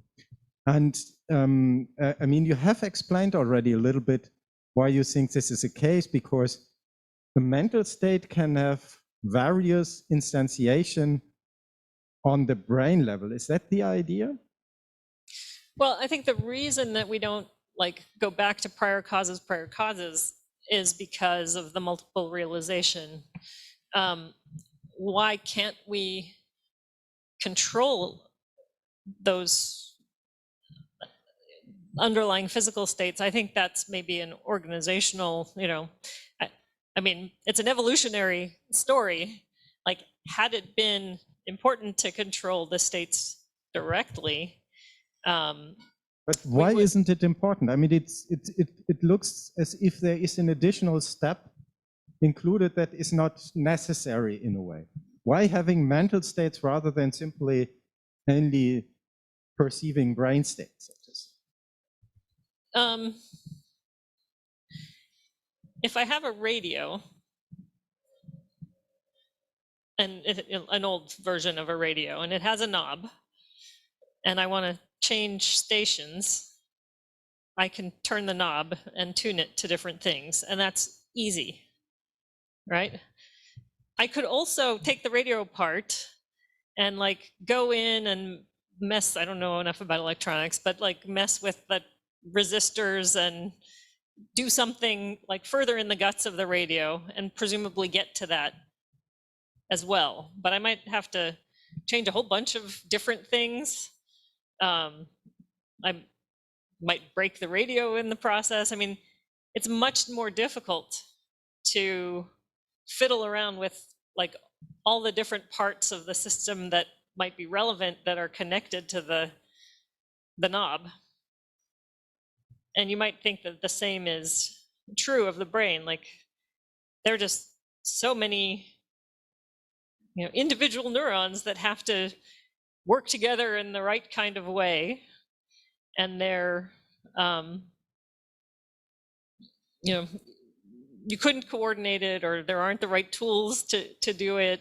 So that may be why we evolved these other kinds of knobs so that we could do these sorts of things. I mean, that would have strong implications for artificial intelligence in a way. Because that would mean that efficient control of a physical system, or you can more efficiently control a physical system if it has this kind of additional layer, control layer. That's what programs are. Are they? No, I don't know whether programs are these layers. I'm not sure about that. I mean, I think that, okay. But maybe we can discuss that, because I find it extremely interesting. And yeah, thanks. Thanks again. Yeah, Adina, that was very illuminating, but I want to press you up with some questions. The example that you used to respond, Peter, the pigeons selecting the skeleton, whatever they are, squares. So yes, I can tell you a causal story, clearly physiologically explained. I have a very high level osmolarity in my body. I have the anterior ventral part of my hypothalamus perceiving it, monitoring it. And then I use the universal solvent, H2O, to decrease my level of osmolarity. But I can also tell the same story saying, I'm thirsty, I'll have a glass of water, right? It's a shortcut.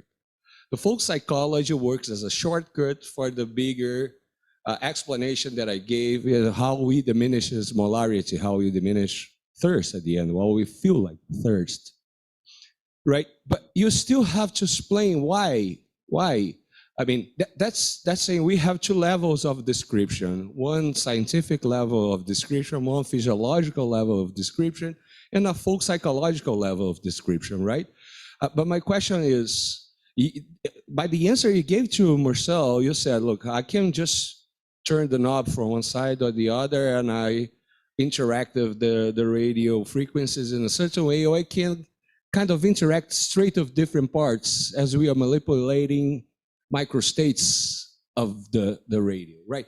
The question is, for us as philosophers, and philosophers dedicated to understand neuroscience, the great questions, especially, this is maybe one of the greatest questions, and I think that was what Peter was trying to press you with, is how the knob, as a, let us say, a higher level form of control, operates in the lower level of control. At the end, it's the question of mental causation again appearing, you know? And I think it's still a very hard question to answer, how we have kind of top-down control.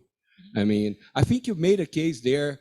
I think you made a case also in other papers that we don't even cite it as the one with Michael Shaindlin, that you talk about assuming certain policies to make easier to generate certain behaviors. I mean, I think you have stock to take to respond me, but what I would like to see is like a coherent case for top-down control, for top-down, I don't want to use the word causation, top-down control is enough. It's not as heavy of as mental causation. So which are those structures that allow us to have top-down control? If you could give us a word on that, it would be great. I mean, attention, for instance, right? Yeah. I mean, I think what some of, the attention and inhibitory capacities, like the quality of repressing some of them. All sorts of top-down operations, but I think that part of what they do is they modulate the other systems, right? So, right. Talking about diminishing osmolarity, please have a sip and then we... Right. I guess I want to object to what I heard you say, as if like the folk notion of thirst is just A higher level description, isn't it? well, I think on the control variable, on the control variable picture, it's not just a higher level description because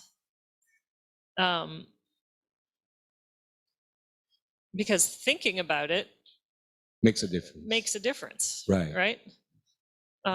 Again, attention So- playing a role. So, right. So if, it could be that I was thirsty, but I didn't notice it. Yeah. Right. Yeah. But You're then- so focused on your talk that you Yeah. couldn't even notice Then that I you're think- thirsty. Like, oh, I'm thirsty. Maybe I want to do something instead of stand here. Maybe I want to like ask for a glass of water or, right. And then I can think, well, should I stop the question session in order to ask for a glass of water? And I can deliberate about it. Whereas just the fact that some of my osmolarity receptors were firing prior to this wasn't, both wasn't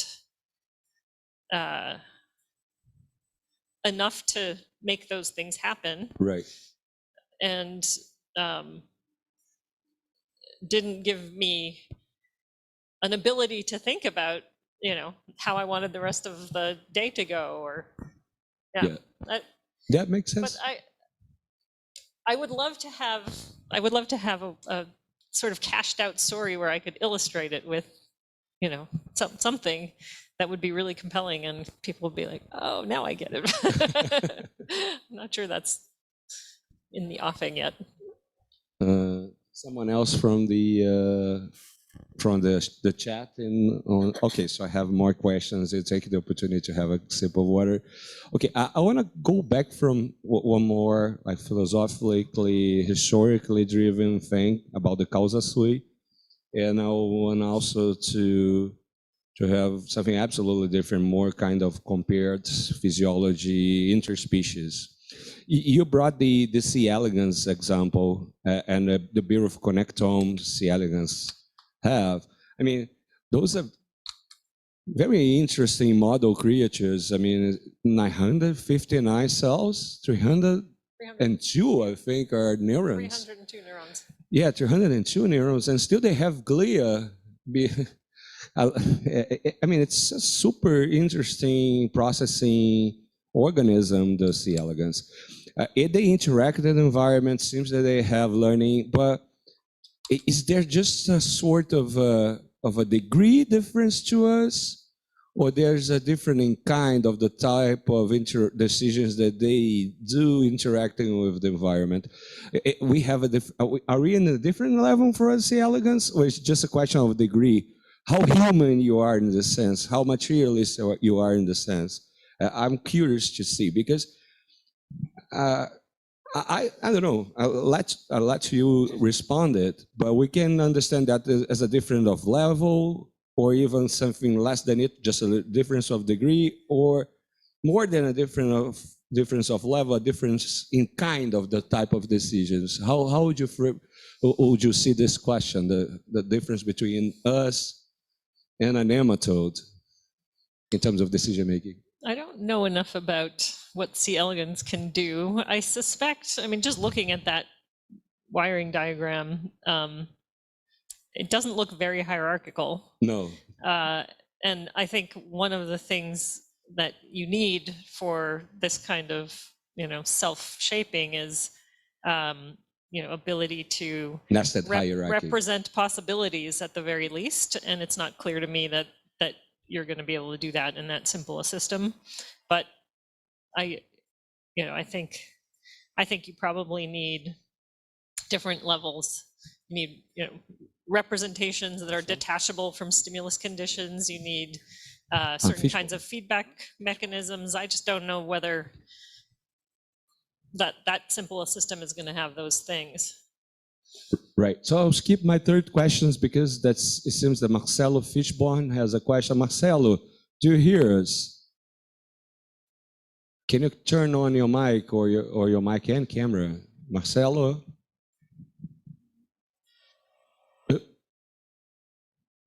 I can hear. he says. Do you have a question? I can't turn my mic. I think he's writing the question. Yeah, he says I can't turn on my mic. Okay. So can you write us your question? Okay. So, and meanwhile, I'll go for my third question. My third question is about the causa sui, is about the quotation of Nietzsche. I think Nietzsche is trying to get rid of a strong notion of free will, and what we call, when you are like, in terms of computer science, he's trying to avoid bootstrapping. A causes B, B causes A. But I mean, okay, and I think Nietzsche is also trying to defeat the idea of a god, of a first mother in any Aristotelian sense. I think Nietzsche is more concerned with that kind of discourse. I think Nietzsche has some elbow room for decisions. I think what the concept that he uses as I don't even know I don't even know how to translate to English, but I'll try it.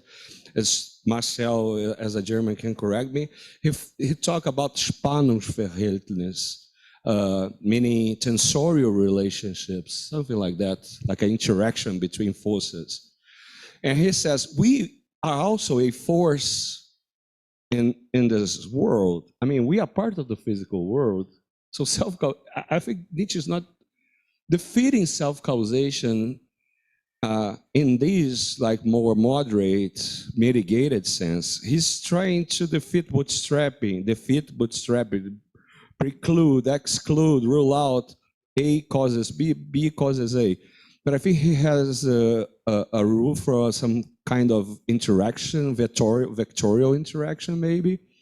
And then I remember this beautiful quote of Kant that says, of course you have systemic causation.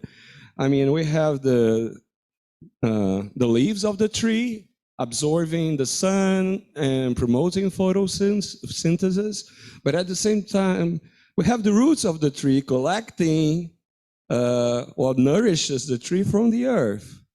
And if the tree loses all his leaves, it's gonna die. But if it loses its roots, you're gonna die as well. So this is a self-interacting system that causes, we have kind of systemic causation. In the same sense, Peter suggests criterial causation. So, I mean, I don't have any problems to admit that sort of systemic causation. And I think this is a hint to the direction that we have to go to explain mental causation. It's part of a bigger set of causation. Peter, I would just add to that, you know, causation. I think in Western civilization, the tradition is that causation is reducible to local impact. That would be the kind of metaphor. But if causation is in fact more globalistic, it would be globalistic not only in terms of global spatial relationships, but also temporal relationships. And that would include us. So one way around the causa sui argument would be to say that the way Nietzsche frames it, or others have framed it in the basic, Strawson's basic argument sort of thing, it comes down to this notion of instantaneity, that causation is instantaneous, and at this instant, A cannot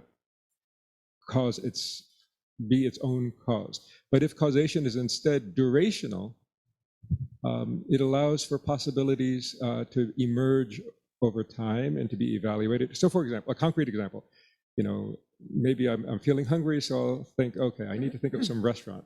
Let's put some constraints on it. It has to be a restaurant in Rio within walking distance. Okay, possibility comes up, then I experience it. I say, what's it like? Oh, that doesn't feel right. Try again, guys, in the basement. And they throw up another possibility. And then, okay. And then I might exhaust those possibilities. And then I might say, okay, got to change those criteria now. Let's say it doesn't have to be long distance. It has to be within an Uber distance. And then new possibilities will come up, and then consciousness will be used to evaluate those. And at some point we'll say, oh yeah, we'll go to that place we went last night and eat so much meat we get sick. But if causation is in fact durational, I think it gets around this, what I would call the fallacy of instantaneity, that causation is not in fact instantaneous or localistic. All right, I'll stop. I don't know that you have to go there. I mean, you can also just talk about causal processes that have, you know, boundaries that you can identify. You know, Carl Friston has all this stuff about Markov blankets, and so even if sort of causation at the micro level is local and instantaneous or close to instantaneous, right?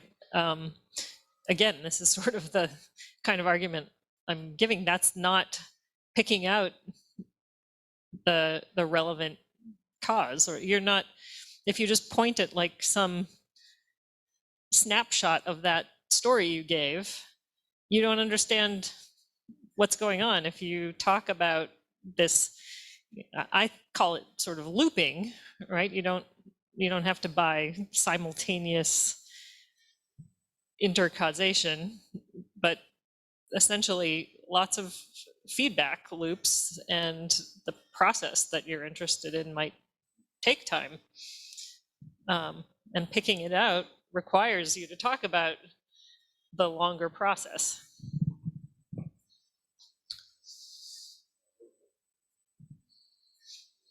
Did we lose Marcelo Hello, hello. for good?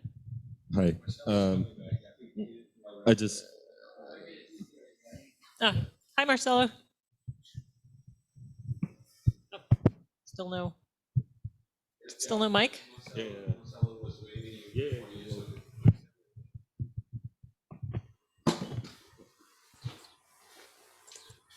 Can you hear me?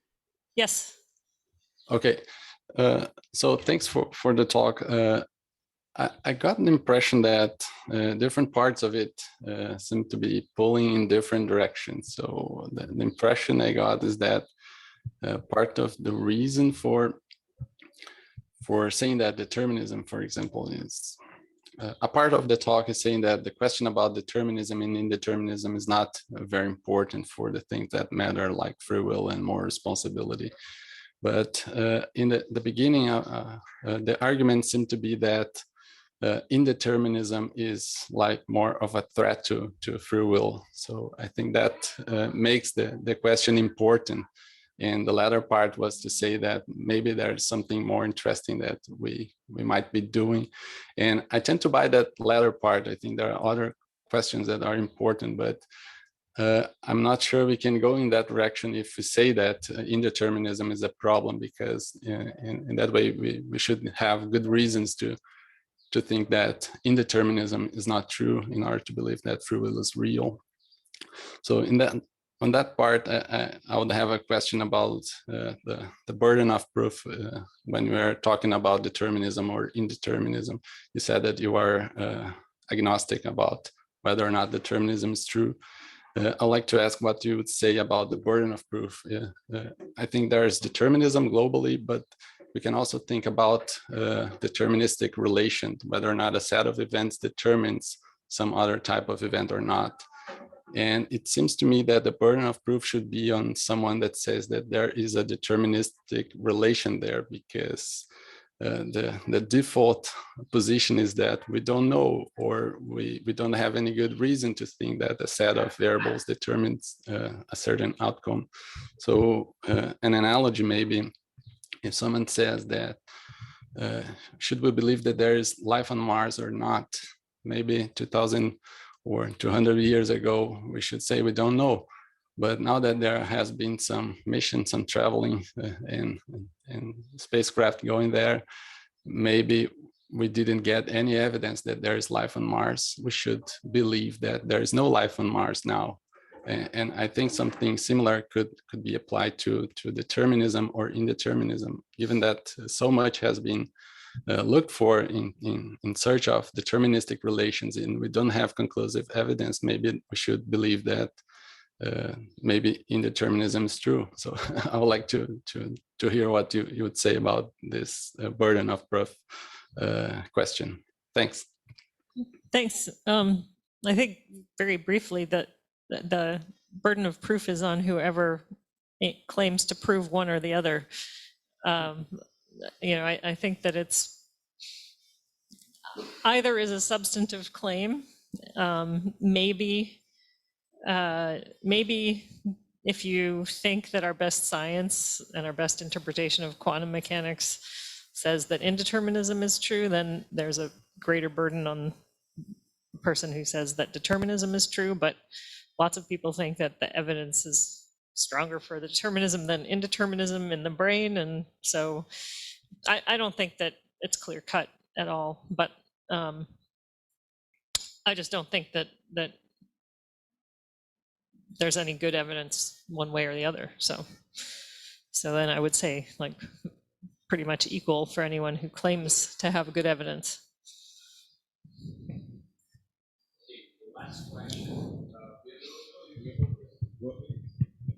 Can you hear me?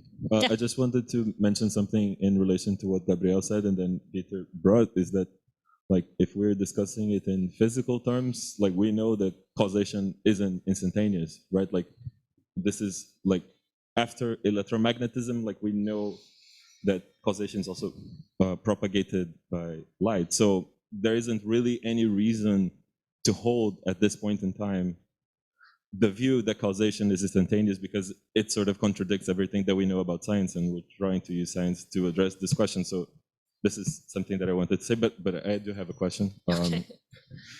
Is that I thought something quite interesting that you pointed out somewhere in your talk is that the brain or the agent to be modeled is an open system, and I wanted to ask you like whether you think the methods and sort of like technical apparatuses that we use in neuroscience are, let's say, sensible to this, or does it make sense to you? I mean, like maybe not. I guess it's Yeah. all dependent on what your question is. So, Well, you know, the brain is an open system. I was talking about it in situ in a person. So, you know, you're getting information, you're getting affected by the world all around you in all kinds of ways all the time.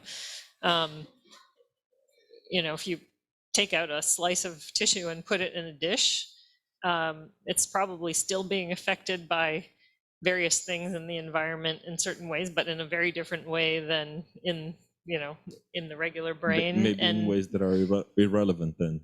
Well, yeah, I think it depends what question you're asking and what methods you're using, and then you have to make that determination whether any of the stuff that's happening is going to. I mean, there's this big, really interesting question about neural noise. You know, is there really noise in the nervous system? Does it play any role? And part of, I think, the question of what counts as noise and what counts as signal is for what purpose. And yeah, so I don't know whether that helps, but sort of, yeah. Okay, Pedro, we can discuss more during dinner, but we've been. I mean, Adina was very brief, even if she put a lot of content there. We squeezed her as a fresh lime for 45 minutes. Now she deserves some limes squeezed with a little cachaça, what we usually call in folk psychology, caipirinhas. Yes, a big round for Adina. Big round of applause. Big round of applause. I think it's a great talk. Now, I mean, even the best things has to come to an end, and we are closing this excellent meeting. I have to thank you all. First of all, I have to thank the Students Committee. Big round of applause. I have to thank Renato for being my co-head in this enterprise. But I especially have to thank Mateus, Renato, Adina, Santiago, Marcel, José Manuel, all those people that came out of the security of their houses to an in-person meeting at this moment in time. I mean, we are very proud that you visited us, that you took part in this conference, that you made all the efforts. A big round of applause for the speakers and keynote speakers, please.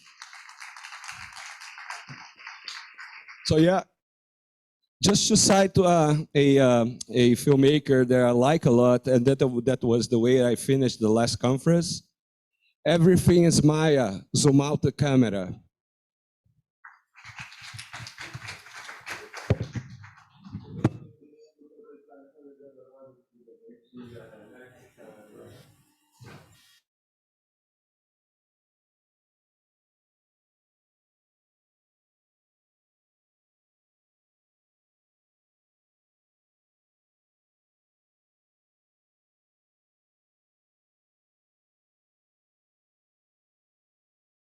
The person we have to thank most of all is Gabriel, who worked incredibly hard and was so generous and even effusive in his generosity to everyone. I mean, it was just incredible. So thank you so much. Yeah.